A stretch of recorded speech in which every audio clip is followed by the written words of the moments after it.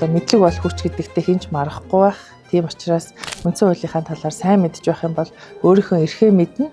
Эрхээ мэднэ гэдэг чинь тэрийг хамгаалах үндэс нь бүрднэ гэсэн. Үндсэн хуулийн гол амин сүнс үнц нь бол тухайн улс их орны зөв чигийг зааж байгаа. Тухайн үед бол бас бүгд найрамдах засаглалыг авч байгаагийн нэг том илэрхийлэл, нэг том толь нь бол өөрөө үндсэн хуультай болсон явдал байна. Анхны ардчилсан үндсэн хуулийг их барьж авсан мэргэд бол юу гэж айлдсан байдаг вэ гэхээр хуулинд бол цэг таслал болгон ач холбогдолтой үндсэн хууль бол одоо өв болгон утга учиртай гэж хэлсэн байдаг. Хамгийн гол нэг зүйл бол хүний эрх хэрэгчлөө гэсэн бүхэл бүтэн бүлэг манай үндсэн хуулинд бий болсон байна.